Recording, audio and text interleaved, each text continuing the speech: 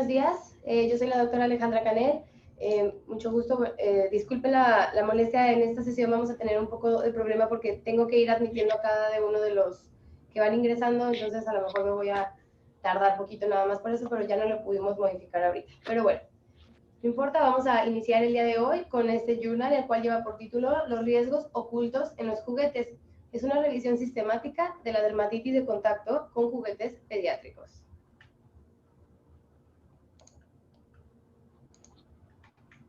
Muy bien, este artículo se publicó en la revista Contact Dermatitis con un factor de impacto de 3.952. La fecha de publicación fue el 20 de febrero de este año y hasta ahorita no tiene ninguna citación. La autora de este artículo se llama Justine Fenner. Ella estudió en Stony Brook University en Nueva York y después realizó su especialidad en pediatría y después la subespecialidad en dermatología igual en Nueva York en el Mount Sinai School of Medicine, donde actualmente ella trabaja. Y hasta ahorita ella tiene aproximadamente 8 publicaciones.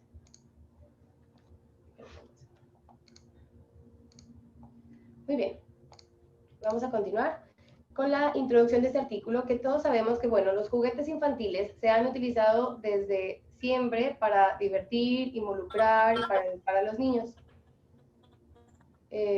En los últimos años, los productos se han convertido en un reflejo de los compuestos que utilizan para su fabricación y estos compuestos van a incluir tanto metales como plásticos. Bueno, la dermatitis alérgica de contacto es cada vez más común en los niños y hay reportes de dermatitis por contacto con pasinicas, juguetes metálicos y joyas para niños. Y la principal causa de esto se ha visto que es el níquel, y no nada más por ese tipo de productos, sino que cada vez es más común que se encuentre alergia a níquel debido a que se está utilizando en otro tipo de juguetes como los electrónicos. Permítanme un segundo.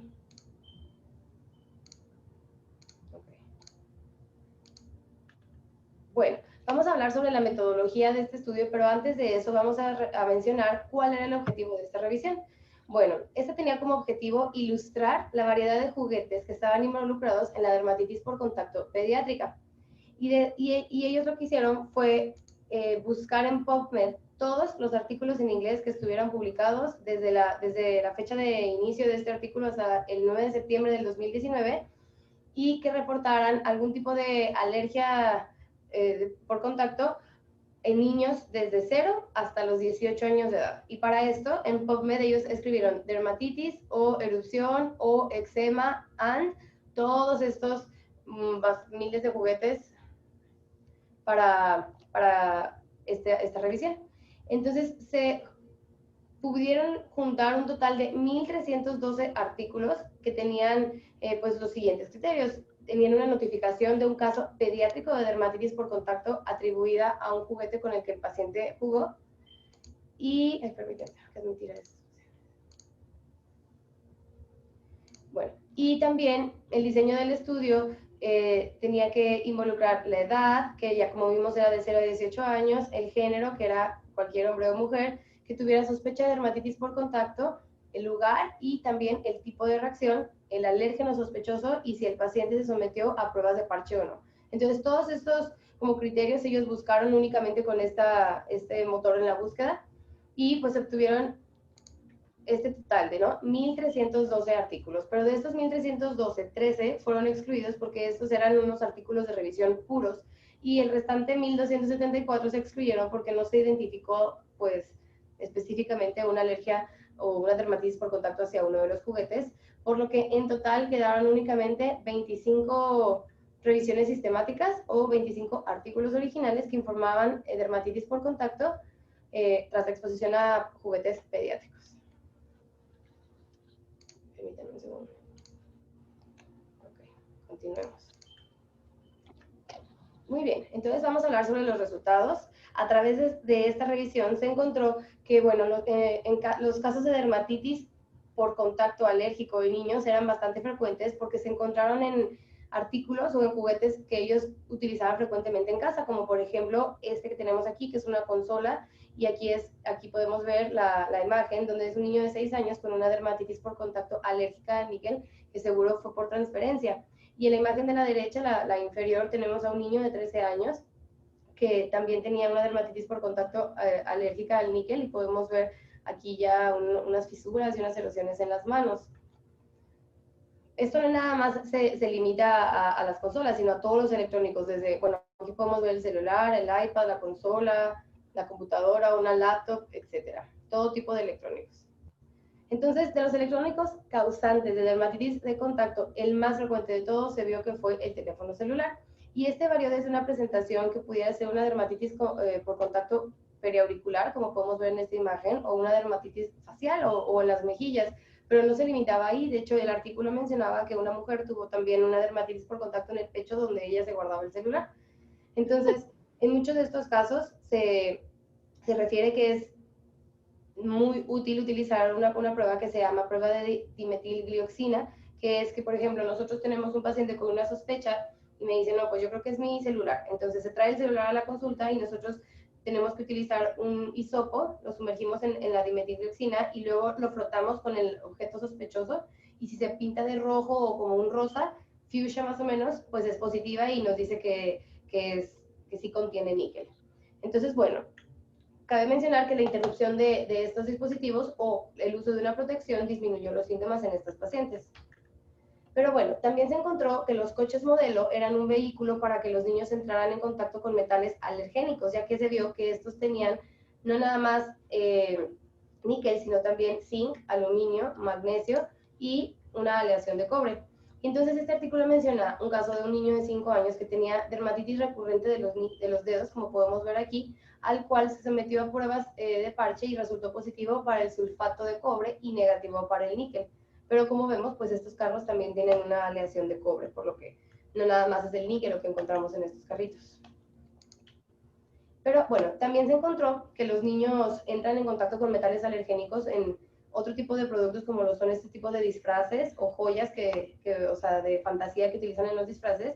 Y este artículo menciona a esta niña de 9 años que utilizaba varios disfraces con joyería y tenía unas placas liquenificadas en manos, en pliegues antecubitales y en la región perioral.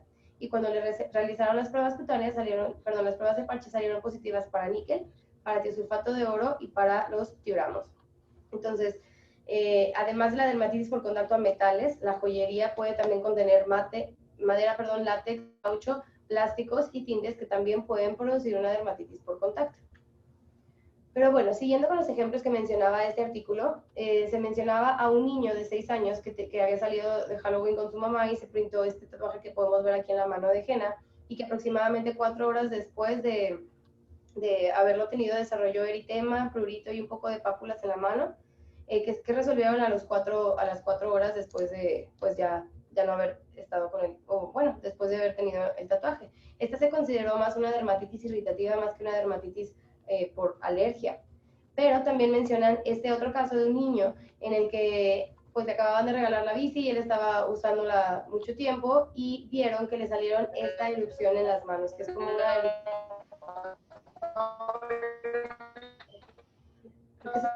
Perdón, creo que está un micrófono prendido. Si pudiera nada más apagar sus micrófonos, por favor, muchas gracias. Pero bueno, se encontró en este niño que no tenía antecedentes atópicos, este eritema palmar bilateral y simétrico después del uso intensivo de esta bicicleta, por lo cual fue sometido nuevamente a pruebas de parches, las cuales salieron positivas para el NN-fenilendiamina, el cual es el principal sensibilizador en el caucho negro. Y nuevamente, cuando dejó de andar en bicicleta, su problema pues se resolvió. Ahora también se han reportado unos casos que informan de una dermatitis de contacto al slime, que es como un tipo de gel como medio mucoso que se puede utilizar, con el que juegan los niños, pero que puede ser hecho en casa. Y entonces estas recetas caseras tenían una mezcla de bórax, detergentes para el hogar, lejía, pegamento, crema para afeitar y varios colorantes y tintes. Pero en 2017 salió positivo varios niños con quemaduras de segundo y de tercer grado, por lo que estas recetas caseras pues se prohibieron y se empezaban a hacer otros que ya no contenían bórax. Sin embargo, los otros componentes del slime también pueden ser, pues tanto tener un componente alergénico, como en el caso de este pegamento que se llama MCI-MI, como es la abreviación de este compuesto, y también tenía compuestos como la crema de afeitar, que puede ser el lauril sulfato de sodio, pues puede producir la dermatitis por contacto, pero esta es más irritativa. Por lo cual vemos que aunque sean caseras, todos los productos pueden producir este dermatitis por contacto. Bueno, en otro estudio, Tosti y colaboradores informaron de 2 pacientes que tenían dermatitis por contacto alérgica a la plastilina. Y después de las pruebas de parche, que se le hicieron a estos 2 pacientes, ambos vieron que salieron positivos para catón CG y 2-cloro-N-metilcloroacetamida, que pues eran agentes de dermatitis por contacto alérgica. Y también se demostró en otro niño de 3 años que tenía urticaria de contacto después de jugar con su Play-Doh, y él resultó nuevamente positivo a varios tintes, al E124 y al E129. Y también menciona, casi por último, este caso de una niña de 7 años que tenía eczema en la yema de los dedos, como podemos ver aquí, al estar utilizando este juguetito que se llama Noise Pudding, en el cual ellos introducen el dedo y produce como un sonido chistoso. Entonces, a este niño se le realizaron las pruebas de parche y salieron positivas nuevamente al MCI-MI, que si recordamos estaba presente en el slime nuevamente. Y por último mencioné a una niña de 10 años que también tenía dermatitis por contacto irritativa en las manos después de que estaba jugando con este juguete que se llama Squish Ball. A ella no se le realizaron pruebas de parche, pero el compuesto que se tenía sospecha era de este que se llama talato de disononilo. Y bueno, ahora en cuanto a la discusión, pues tenemos que la dermatitis alérgica de contacto en niños es cada vez más común y que quedó claro que el níquel es de las principales causas. Este estudio esta aseveración se ve favorecida por un estudio de Jensen y colaboradores en el cual ellos observaron o compraron 212 juguetes en Estados Unidos y en Dinamarca y vieron si estos tenían níquel y reportaron que de 73 de estos 200 juguetes liberaban níquel, lo cual lo hace casi pues 35%, cual es muchísimo. Y bueno, pues con el avance en la tecnología ha habido un cambio en los tipos de juguetes con los que los niños juegan y como resultado ha aumentado la exposición al metal. Y justamente es lo que se encontró en este artículo, que pues la exposición al metal a través de los electrónicos y pues no nada más electrónicos como en iPads o laptops, sino en ciertos juguetes como el carrito o el fidget spinner, pues producen un mayor número de reacciones adversas y de dermatitis alérgica de contacto. Muy bien. Entonces, la identificación de la verdadera dermatitis alérgica por contacto requiere de 2 cosas. Uno, la identificación del contenido químico, que esto es como que lo que hace énfasis este y el siguiente artículo, que pues la mayoría de los juguetes o de los productos, no todos tienen exactamente qué materiales están hechos. Pero, por ejemplo, aquí yo puse esta de Lego, en la cual sí dice que, bueno, que la partecita de Lego se hizo con un polímero, esto se hizo con un tinte de ABS y así. O sea, este es un ejemplo de un juguete que sí lo establece. Pero bueno, ya que tenemos identificado eso, pues entonces después tenemos que hacer las pruebas de parche a estos ingredientes que nosotros sospechamos en el juguete. Entonces, en este artículo se mostró la variedad de juguetes capaces de provocar una reacción cutánea en niños. En muchos de los casos, el tiempo de diagnóstico varió desde meses e incluso hasta años. Y bueno, es importante tener en cuenta que la dermatitis por contacto, cuando un paciente llega, que si tiene una erupción bilateral o simétrica, ya sea en la mano o una erupción geométrica, pero bueno, puede ser en cualquier parte del cuerpo. Y también puede ser útil que el paciente traiga sus juguetes, como lo mencionaba, para ser examinados y poder ahí identificar o darse una pista, una idea de cuál pudiera ser el componente que le está produciendo la alergia. Ahora, es raro que un juguete sea retirado del mercado debido a la irritación o a la alergia de la piel. Entonces vamos a hablar un poquito sobre las limitaciones de este estudio. La principal limitación de esta revisión fue el filtrado, ya que se filtró por la edad, recuerdan que era solo de 0 a 18 años, y por el idioma eran solo artículos en inglés. Entonces, pues menciona que esa es una de las limitaciones, ya que si se hubieran incluido a lo mejor todos los adultos, se pudieran haber traspolado a los productos a los que eran alérgicos o que presentaban dermatitis por contacto a los adultos para hacer, pues, investigados si en los niños también les producían estas reacciones. Y también que pues en un esfuerzo por recuperar la mayor cantidad de artículos que fuera posible, pues los términos de búsqueda mostraron una gran cantidad de documentos irrelevantes. Si recordamos, la N de documentos que se excluyó fue de 1203, solamente en el título. Entonces esto pudo haber llevado a la exclusión de artículos que en realidad sí eran relevantes. Entonces estas son las 2 limitaciones que menciona este artículo. Y las 3 conclusiones principales del artículo es que si bien los reportes de casos de reacciones cutáneas relacionadas con los juguetes en los niños son bajas y por lo general la mayoría de los productos van a ser seguros, pues parece que sí hay ingredientes que no están regulados en algunos de los juguetes infantiles. Además, con el fin de limitar la dermatitis de contacto, la regulación del contenido de los bienes de consumo incluidos en sus juguetes ha demostrado ser beneficiosa, como la imagen que les había puesto de los Legos. Y bueno, para este fin es necesario el etiquetado de contenido de los juguetes con el fin de evaluar adecuadamente al paciente para una vigilancia continua y así reducir la inclusión de productos que pudieran ser alergénicos para nuestros pacientes.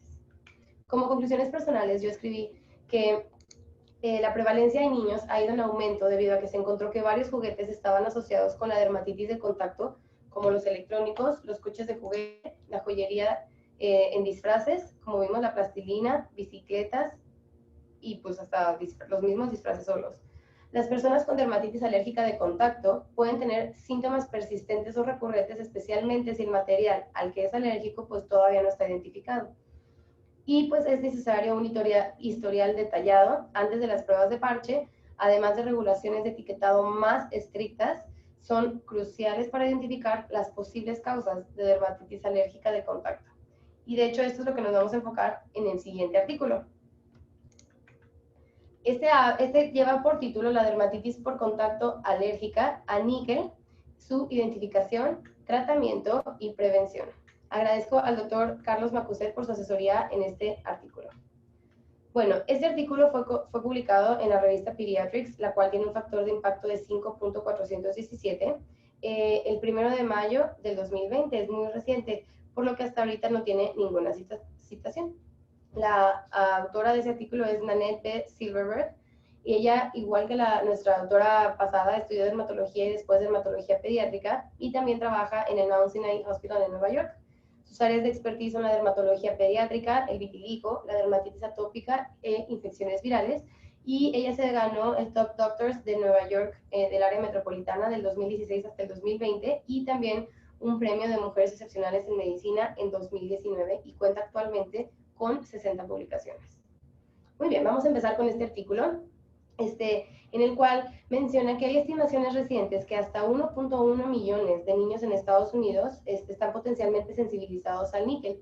Sin embargo, menciona que esto puede ser una estimación muy infravalorada, ya que la dermatitis de contacto alérgica al níquel, que de aquí en adelante se va a abreviar como NIACD, se encuentra hasta en una cuarta parte de los niños que se someten a pruebas de parche. Por lo cual, imagínense, todos los millones de niños que hay en Estados Unidos, de los que se hacen pruebas de parche, un cuarto están positivas. Entonces, por eso se cree que esta prevalencia que refieren de 1.1 millones está infravalorada. Ahora, el níquel es un alérgeno cutáneo muy común, ya que está presente en artículos metálicos de uso diarios, como por ejemplo, pues las monedas que utilizamos diariamente, aretes, accesorios como la villa de los cinturones y, como vimos hace rato, pues en los juguetes de los niños e incluso en relojes y en una amplia variedad de más productos que ahorita vamos a mencionar. Por lo que la exposición crónica al níquel aumenta el riesgo de alergia o de dermatitis por contacto al níquel. Bueno, pero ahora sí vamos a hablar del níquel. El níquel es un metal ubicuo y este es el quinto elemento más común de todo el mundo, por lo que es la causa metálica más común de dermatitis alérgica. Y incluso fue llamado, o fue premiado, por así decirlo, el alérgeno de contacto del año en 2008 por la Sociedad Americana de Dermatitis de Contacto. Pero ahora vamos a hablar cómo fue que el proceso por el cual el níquel pasó desde solo monedas a través de usos militares hacia artículos de uso diario como ropa o iPads. Bueno, pues esto se cree que se respalda más bien en este artículo que se hizo un estudio de ver por qué ahora había tanta alergia al níquel. Y se hizo un estudio en el Hospital General de Massachusetts en puros adultos. Este fue llevado a cabo de 1996 a 2006 y lo que se buscaba era la prevalencia de alergia al níquel. Y se encontró que en los pacientes de 20 a 40 años, un 22% de ellos tenía alergia al níquel en comparación o en contraste con los pacientes que tenían más de 60 años, que pues solo era un 10%.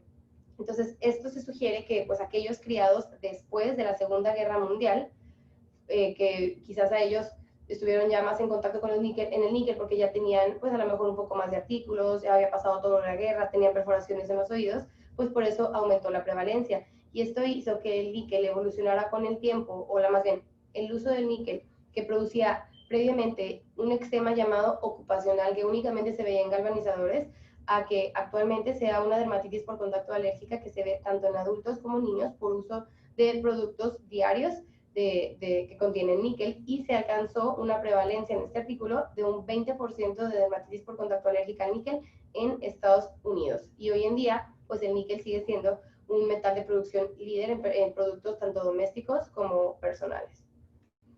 Muy bien, entonces vamos a hablar sobre la introducción del níquel en la fabricación de metales.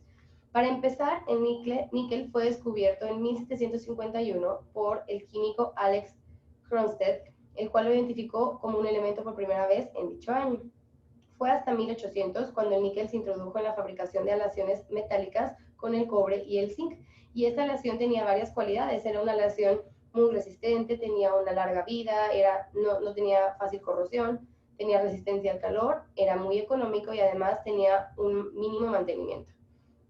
Entonces, a mediados de 1800, las monedas en Estados Unidos fueron ya producto de una aleación entre cobre y níquel. Más adelante, en el siglo XX, el níquel ahora sí ya se estableció su lugar de manera muy sólida en la industria, sobre todo en la fabricación del acero inoxidable, ya que durante este siglo el níquel llegó a posicionarse o a involucrarse más bien en el 66% de la industria del acero inoxidable, en 20% de otro tipo de aleaciones como acero especializado como los usos militares y aeroespaciales, 9% de él se destinaba al chapado y el resto para varios usos como los que mencionaba de baterías, monedas, electrónicos e incluso juguetes. Entonces, en 1984 todavía o hasta hace poco no estaba claro si la función inmune cutánea de los niños pudiera, pues ahora sí que montar una reacción alérgica a esto. Entonces fue hasta 1984 cuando Weston y colaboradores, ellos reportaron el primer informe de alergia al níquel en pacientes pediátricos. Entonces vamos a hablar ahora sí de que la alergia al níquel puede causar no solo una dermatitis por contacto localizada, sino también una hipersensibilidad sistémica en los niños. Y de aquí menciona dos estudios. El primero fue hecho por la misma autora, Silverberg y colaboradores, en el cual tenía una cohorte de 30 niños que tenían alergia, dermatitis por contacto alérgica al níquel, que se manifestaba por una dermatitis umbilical o una dermatitis de muñeca persistente. Entonces se les realizaron pruebas de parche y todos resultaron positivos para el níquel, pero además 50% de ellos tuvo una reacción de hipersensibilidad idiopática. ¿Y qué es esto de una reacción de hipersensibilidad idiopática? Pues es que le mostraron pápulas en las superficies extensoras de las extremidades, pero en sitios que no estaban expuestos al níquel. Esto pudo haber sido quizás por una reacción de transferencia o simplemente pues por esta reacción de hipersensibilidad idiopática, que también se corrobora por otro estudio de Sharma y colaboradores, en la cual ella tenía a 38 niños que nuevamente tenían pápulas preumbilicales consistentes con dermatitis por contacto alérgica al níquel y demostraron también una reacción de hipersensibilidad idiopática. Y esta dermatitis por contacto sistémica se definió como una erupción que era generalizada a partir de la administración sistémica, ya sea de un medicamento, un químico o un alimento al que el paciente previamente había experimentado alergia al níquel. Entonces vamos a hablar un poquito sobre la fisiopatología y la genética de la sensibilización alérgica al níquel. La alergia por contacto al níquel pues es una reacción de hipersensibilidad cutánea retardada de tipo 4 que se desarrolla a partir de un proceso bifásico. La primera fase se llama fase de sensibilización o fase de inducción y la siguiente o la segunda es la fase de elicitación. Entonces tenemos que en la fase de sensibilización hay exposiciones repetidas al níquel, quizás a niveles supraumbrales, que van a ser pues captadas por las células dendríticas o las células presentadoras de antígeno, que van a viajar hacia los ganglios linfáticos y se los van a presentar a los linfocitos T, tanto cooperadores de tipo TH1 y TH17, lo que hace que la piel vaya a desarrollar estos linfocitos T de memoria que van a estar listos para en la siguiente exposición, pues ahora sí hacer la fase efectora, por así decirlo. Entonces, durante la fase de licitación, una nueva entrada del mismo antígeno, es decir, en este caso, pues del níquel, hace que las células presentadoras de antígeno, que pues nuevamente puede ser esta, se lo pueda presentar tanto nuevamente a los linfocitos T como a los natural killer, que liberan interleucina 4 y van a activar a los linfocitos B para liberar anticuerpos y de esta manera, pues, posicionarse sobre las células mastocitos, basófilos y producir su degranulación. Pero bueno, en este caso se libera anticuerpos IgM que van a producir más quimiotaxis y además activación del complemento que van a hacer que vengan todas las células de memoria, los linfocitos T de memoria, y ahora sí, activen a los linfocitos T citotóxicos y produzcan ahora sí la reacción de dermatitis por contacto alérgico que ya conocemos y que vamos a ver un poquito más adelante. Entonces, en este estudio además, como en la parte genética, la autora menciona que la alergia al níquel también está influida por otros factores genéticos, como son que las mutaciones de la filagrina y también la expresión del antígeno HLA se asocian con un mayor riesgo de dermatitis por contacto alérgica al níquel. También que en los pacientes que tenían dermatitis atópica, como vamos a ver más adelante, pueden estar relacionadas, incluso confundirse. El biofilm estafilocócico también puede promover el desarrollo de esta alergia, y que la mitad de los pacientes pediátricos que tenían alergia al níquel grave también tuvieron un padre, por lo menos uno, que tuviera dermatitis por contacto alérgica al níquel. Entonces vamos a hablar ahora sí de las propiedades del níquel que contribuyen a la alergenicidad. Entonces, el desarrollo del níquel no nada más es por tenerlo en contacto, o sea, se necesita tener tres pasos. Uno es que el níquel tiene que ser de un material corroído, que los compuestos de níquel resultante puedan ser solubilizados, por ejemplo, bueno, ahorita vamos a ver el ejemplo que ponen de una silla, y que los iones de níquel deben ser absorbidos por la piel para causar esta reacción. Y otros factores que contribuyen son, por ejemplo, el uso de productos bajo oclusión, por ejemplo, un agujero penetrante, es decir, en los aretes. O sea, no es lo mismo nada más entrar en contacto que esté totalmente cubierto por piel. U otra puede ser el contacto prolongado, o sea, de la piel, pero con el sudor. Eso lo va a erosionar mucho más fácil al níquel, entonces va a hacer que se pueda ser corroído y absorbido con mucha más facilidad, porque se va a liberar más fácil con el sudor. Y este es el ejemplo que les mencionaba, de la parte inferior de los muslos, de una persona que está sentada en una silla con níquel, va a producir sudor y va a producir liberación de níquel y que este se absorba más fácilmente. Ahora vamos a hablar sobre la prevalencia al níquel. Como mencionamos, pues la prevalencia ha aumentado significativamente, y no solo en adultos, sino también en niños, desde los 80 a la fecha. Y como vimos, una parte de esto era después de la Segunda Guerra Mundial. Pero para esto el Grupo de Dermatitis de Contacto de América del Norte realizó un estudio que fue, o más bien una comparación de pacientes o de la prevalencia de dermatitis alérgica por contacto al níquel en 1970, y la comparó con un estudio en 2002, y vio que esta subió de un 11% a un casi 17% de prevalencia. Y después hubo otro estudio en el que este fue únicamente en niños, que se comparó de los niños de 1981 versus el estudio por esta asociación, que fue de 2001 a 2004, y se vio que los niños que tenían sospecha de dermatitis por contacto alérgica al níquel, que tenían pruebas de parche positiva al níquel, subió de 1981 solo 2.5% de los que se sospechaba, y acá de los que se sospechaba hasta casi el 30% tuvieron la prueba de parche positiva al níquel. Como podemos ver, pues esta prevalencia sigue y sigue en aumento.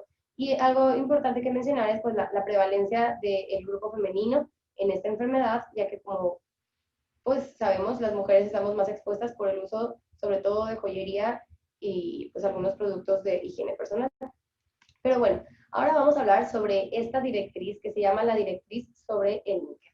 Esta fue hecha en Dinamarca en 1990, perdón, y la cual esta ley o esta nueva ley sobre el níquel mencionaba que los artículos de consumo destinados a estar en contacto directo y prolongado con la piel no se podía liberar más de 0.5 microgramos de níquel por centímetro cuadrado por semana.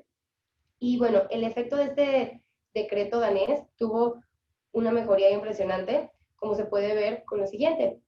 Hubo una disminución drástica en la sensibilización del níquel pediátrico 20 años después de que se implementaron estas reglas, y bajó de un 24.8% que estaba antes, o sea, antes de 1990, antes de la directriz, hasta un 9.2%.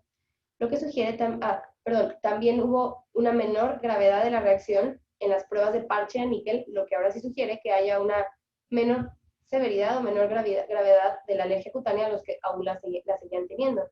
Y todo esto dio lugar a un ahorro en costos de hasta más de $2 billones durante las 2 décadas posteriores a la implementación de esta ley. Esta ley se implementó en 2006, aproximadamente 16 años más tarde de lo que se implementó en Dinamarca en el resto de la Unión Europea, y pocos años más tarde esto se expandió hasta China y hasta Corea, pero actualmente pues son los únicos países que la aplican. Entonces, bueno, este mismo estudio mencionaba que las perforaciones las joyas de disfraces, relojes, apliques de metal en la ropa y varios accesorios y zapatos son las principales fuentes de sensibilización epicutánea de níquel ahorita. Y entonces mencionaba 3 estudios que probaban la alergia al níquel y comparaban con el antes y después de la ley. Entonces, esto todo en los países nórdicos. En Finlandia se vio que las alumnas de universidad que tenían perforaciones antes de la ley tenían una prevalencia de alergia al níquel de 42% versus 14% de ellas después de la aplicación de la directriz del níquel. Nuevamente o igualmente en Suecia, en una cohorte de 960 niñas de 8 a 15 años de edad, igual, antes de la ley, 13% de las que tenían perforaciones tenían alergia al níquel versus solo 1% de las niñas que no tenían perforaciones, que sí tenían perforaciones, pero que había sido después de la directriz. Y por último, en Dinamarca decía que previo a la ley del níquel, las niñas con perforaciones tenían una prevalencia de alergia del 17.1% versus un 3.9% después de la ley del níquel. Muy bien, entonces hay otras fuentes de sensibilización por contacto al níquel, no nada más son las que he mencionado, pero la verdad es que son bastantes, como podemos ver aquí, pues desde los trabajadores, como habíamos visto, 1, galvanizadores, o 2, trabajadores incluso con estatuas o con pues arte que involucre níquel, las monedas que utilizamos diariamente, artículos de cocina, utensilios como pues los sartenes, las espátulas, o sea, varias cosas en cocina podemos encontrar, casi todo tiene ya níquel, electrónicos como mencionaba, y estos van a producir pues sobre todo una dermatitis en el sitio de aplicación, ya como habíamos visto, en la mejilla, periauriculares, en el dedo, en el regazo, o incluso puede ser por transferencia en lugares más lejanos. También en algunos alimentos, sobre todo los alimentos enlatados y los mariscos, pueden contener níquel, incluso el chocolate, algunos muebles, artículos para el aseo personal, como rastrillos o rasuradoras, bueno, artículos de belleza, pero esto es muy importante, los artículos también de uso médico, como los implantes de tanto cardíacos, dentales como ortopédicos, ya que se ha visto, incluso este artículo hace mucho énfasis en esto, en que se demostró que la alergia al níquel era mucho más frecuente cuando se producía después, es decir, si la paciente se perforaba antes de que se pusiera brackets, iba a tener mayor riesgo de alergia al níquel. Por eso, después de, de unos estudios que se publicaron, se vio que la perforación del oído después de tener, por ejemplo, brackets o cualquier artículo o cualquier dispositivo odontológico en la boca, iba a producir una disminución de la alergia al níquel. Entonces, se recomienda esto, que siempre se perfore después de los brackets o después de cualquier artículo que se vaya a poner, aparato de los dentistas. Pero bueno, siguiendo con las fuentes de sensibilización, llaves, maquillaje, instrumentos musicales y, bueno, ocupacional como los que ahora sí, los mineros o los galvanizadores, que ellos trabajan en contacto directo con el níquel. Y bueno, pues ya todos los artículos como de ornamentación, como aretes, joyería, lentes, relojes, incluso como habíamos visto, pues juguetes, algunas herramientas de niños, tijeras, etcétera. Entonces, son varios los productos que pueden producir sensibilización al níquel, por lo tanto, pues tenemos que estar al tanto informados de qué productos, qué contienen cada cosa, cada producto. Pero bueno, ahora vamos a hablar no solo, pues ya vimos que la alergia al níquel es muy, muy prevalente y que cada vez va en aumento, pero no solo es muy prevalente, sino que también es muy costosa. Como vimos, dado que la alergia al níquel es el principal alérgeno en todos los grupos de edad, se vio en un estudio hecho en 2004 que el costo de la alergia al níquel en Estados Unidos fue de 1.918 billones de dólares y que afectó aproximadamente a 72.29 millones de personas, por lo que esto es algo bastante prevalente y bastante costoso, y estos costos incluyen los costos tanto del médico como pues de la pérdida o del ausentismo laboral y de la pérdida de productividad. Ya están contados en esta cifra. Y ahora vamos a hablar sobre las manifestaciones clínicas de la alergia al níquel. Pues ya sabemos que la alergia al níquel puede afectar cualquier sitio. Generalmente va a ser en el que esté en contacto, pero puede ser a distancia o puede producir, como ya vimos, una reacción de hipersensibilidad idiopática generalizada.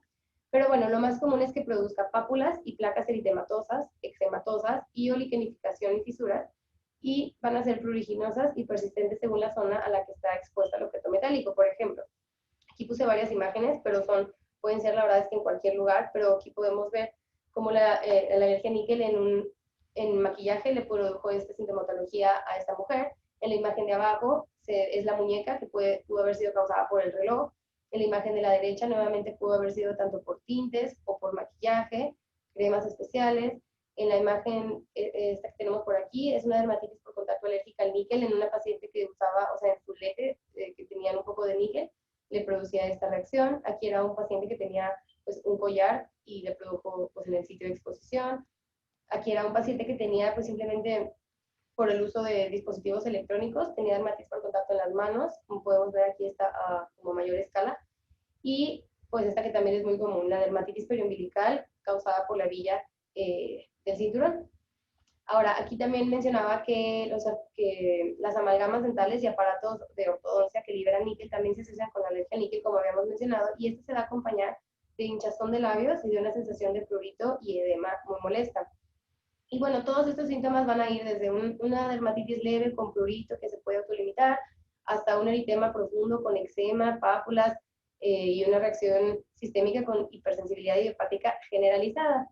Y aquí es importante mencionar que aunque la alergia por contacto al níquel es una reacción de hipersensibilidad de tipo retardado, los síntomas pueden ocurrir en los primeros 30 minutos de exposición después de la sensibilización, y esto es a través de una cascada diferente y compleja de mediadores de inflamación, no que sea una reacción inmediata. Esto, recordemos que es una reacción tardía, pero sí se puede dar hasta 30 minutos después.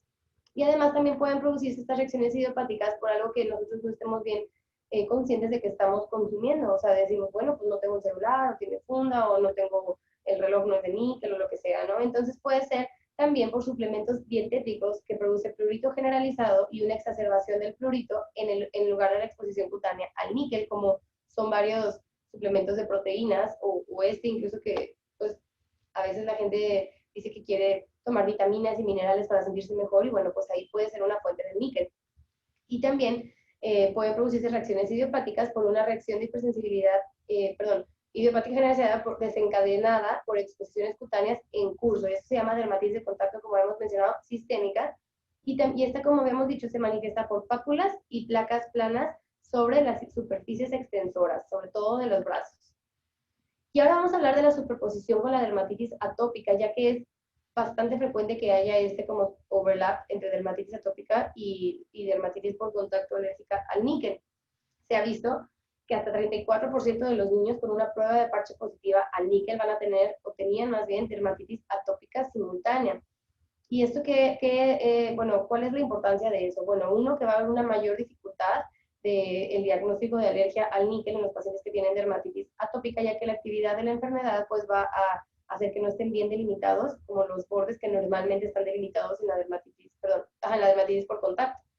Además, la alergia al níquel puede desencadenar exacerbaciones graves del prurito, puede desencadenar una dermatitis atópica más extensa y más grave, y como mencioné, pues una mayor dificultad para diagnosticar la alergia al níquel y pensar que nada más es la actividad de la enfermedad de la dermatitis atópica. Por lo cual, la alergia por contacto al níquel se considera como un factor agravante y no tanto que cause la enfermedad, la dermatitis atópica, sino que la agrava. Y bueno, en adultos, el níquel es un alérgeno de contacto que también puede empeorar no solo la dermatitis atópica, sino la psoriasis palmoplantar o también la del cuero cabelludo. Pero ahora sí vamos a hablar un poquito más sobre el tratamiento. Tenemos que el tratamiento son 3 pasos. El número 1 es pues, identificar y evitar el níquel. El número 2 es tratar la inflamación de la piel. Y el número 3 es restaurar la barrera cutánea y proteger la piel.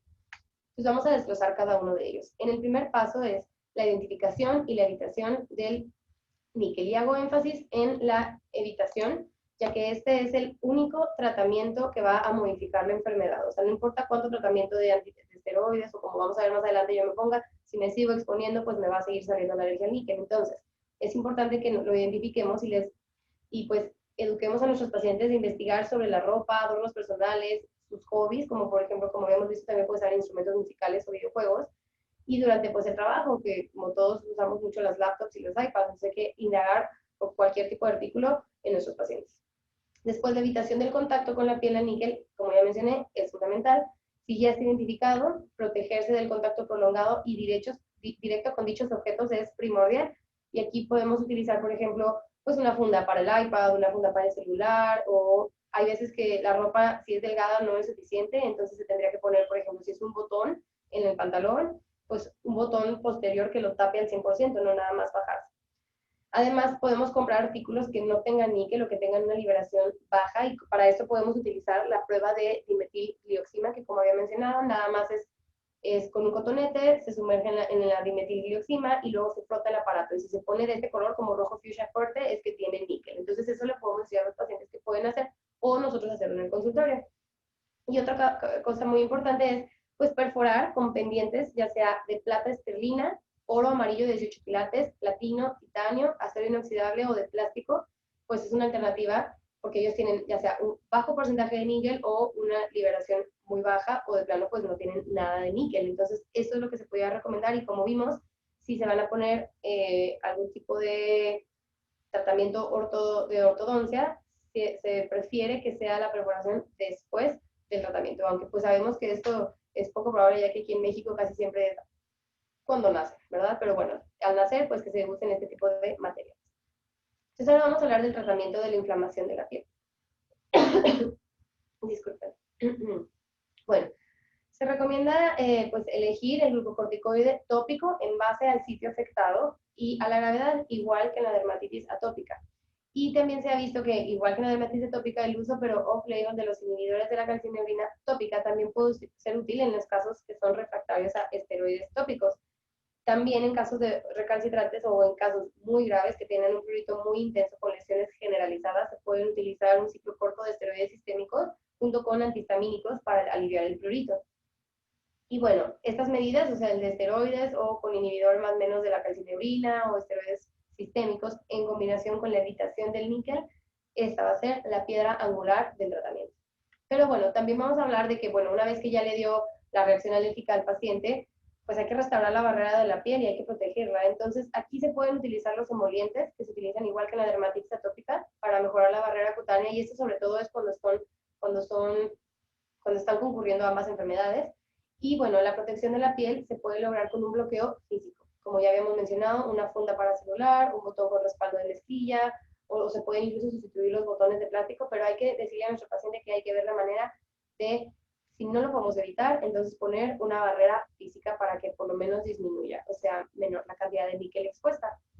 Pero ¿qué vamos a hacer para confirmar el níquel, la alergia al níquel en un caso sospechoso? Bueno, si nos, por ejemplo, llega un patrón típico, como el que habíamos visto en la muñeca, o a lo mejor en los párpados, o en la región umbilical, que es algo así muy típico, y el paciente te dice que sí, que utiliza su cinturón, bueno, pues ahí generalmente no se necesitan pruebas de confirmación.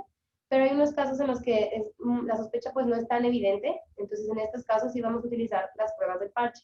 Que bueno, no es motivo de esta plática ver cómo funcionan, simplemente brevemente es una sustancia alérgica, se diluye y se coloca sobre uno de los pocitos que se va a colocar en la espalda, y eso se llaman cámaras de PIN, y se deja por 48 horas, después se retiran y se leen. Y se leen nuevamente a las 72 horas y a veces hasta las 120 horas después, ya eso dependiendo del resultado de la prueba. Pero bueno, una prueba positiva será la que muestra enrojecimiento, pápulas o ampollas en la forma del pocito de la cámara de PIN. Y si el resultado de la prueba es negativo, pero la historia clínica es muy sugestiva, incluso este artículo mencionaba que se podía leer hasta 10 días, o de 7 a 10 días después. Ay, perdón. Okay. Entonces, ahora quise mencionar esto que también lo mencionaba el artículo, de este procedimiento, me pareció muy interesante, se llama procedimiento de NUS. Este es una operación que se lleva a cabo en los pacientes que tienen pectum excavatum para corregirla. Se introduce una varilla, como podemos ver aquí, eso es una cosa transversal, se introduce la varilla y luego se da la vuelta y ya como que se levanta el esternón. Entonces, este procedimiento, bueno, puede presentar si el paciente es alérgico al níquel o algún material de este metal, o sea, algún otro metal de se me fue la palabra, perdón, bueno, la barra de metal, disculpen, puede producir unas complicaciones en los pacientes con alergia al níquel, por ejemplo, que formen un tejido de granulación o de cicatrización extenso, un edema localizado, dermatitis, linfadenopatías, incluso derrame pleural, o que esté tan inflamado que pueda después sobreinfectarse. Es por eso que es muy importante que los cirujanos deben enviarlos a los pacientes para realizarles prueba de parche al níquel y a otros metales antes de cualquier procedimiento. Ahora, este artículo no mencionaba otro tipo de procedimientos, pero en mi opinión quizás también para cualquier colocación de válvulas cardíacas o cualquier otro procedimiento, pues sigue siendo un riesgo para los pacientes y esto creo que no es algo adoptado generalizadamente entre los cirujanos el enviarnos para ver si son alérgicos al níquel o al metal que les van a poner. Por lo cual, se hacen varias recomendaciones para disminuir o minimizar la alergia al níquel inducida, perdón, la alergia por contacto inducida por níquel en los niños, que también pues es igual en los adultos. La primera es limitar el uso de artículos que tengan contacto directo o prolongado con la piel y que tengan níquel, por ejemplo, joyas, ropa, electrónicos o juguetes. En cuanto a las joyas, pues podemos sustituirlas por las otras de otros materiales que ya hemos mencionado. Las empresas y las industrias deben de empezar ya formalmente a desarrollar etiquetados para los productos de baja liberación de níquel o también para formar recursos o páginas de internet en donde el paciente puede identificar qué objeto metálico está, de qué objeto metálico está hecho el producto que ellos están comprando, para que de esta manera ellos tengan como que, pues, mayor conciencia de qué productos deben comprar, ya sea si tiene alta liberación de níquel o una liberación de níquel más baja o más prolongada, pues este sería preferible. Además, desarrollar recursos educativos sobre la alergia al níquel que puedan ser comprendidos por los niños, los padres y los maestros. También adoptar normas similares a la directriz del níquel de la Unión Europea, pues que como vimos, limitaba la liberación de níquel a una cantidad menor a 0.5 microgramos por centímetro cuadrado por semana. Entonces, implementar regulaciones a nivel nacional como esta, pues claro que también podrían disminuir la alergia al níquel. Y también evitar el uso de níquel en el revestimiento de dispositivos electrónicos domésticos.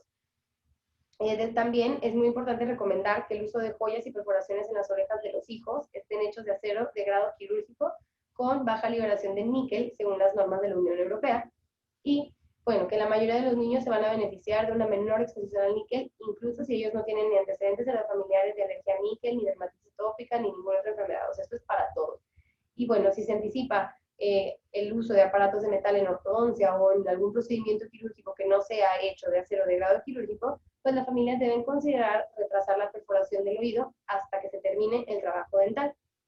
Y por último, pues aplicar barniz es una técnica que se puede utilizar, barniz de uñas transparente, cada semana a los artículos que no se pueden dejar de usar, se puede usar como una barrera, pues, física, como hemos mencionado, y pues evitar sentarse en shorts en una silla de metal, evitar utilizar utensilios de cocina de acero inoxidable que contengan níquel, o sea, todo es evitar la exposición. Entonces, como conclusiones de este artículo, tenemos que la dermatitis por contacto alérgica al níquel es una dermatitis crónica común con efectos perjudiciales en niños y a medida que avanzan hacia la edad adulta. La carga de los síntomas y el costo, como vimos, son altos y aplicar regulaciones para limitar las exposiciones en la infancia puede impactar la prevalencia y la gravedad de la enfermedad, como la vimos con la directriz del níquel. Y bueno, los pediatras pueden ayudar a los pacientes identificando la alergia a tiempo e interviniendo con un plan de prevención y atención de la enfermedad. Y como conclusiones personales, yo escribí que la alergia al níquel es la alergia cutánea más común, cuya prevalencia ha aumentado debido a los múltiples usos del níquel en nuestros objetos de uso diario. Puede iniciar desde la infancia y persistir hasta la adultez y afectar la vida de las personas tanto personal como profesionalmente, y que la alergia al níquel es una carga para la salud pública pediátrica, también de los adultos, que es significativa y sobre todo es prevenible. Entonces, la regulación de la liberación del níquel en materiales que entran en contacto con la piel puede disminuir tanto la prevalencia como los costos de este tratamiento. Y bueno, por último, quisiera nada más invitarlos nuevamente a nuestro congreso o a nuestra reunión científica anual llamada Highlights, que va a tener cabida el 9 y el 10 de octubre, ya casi la próxima semana.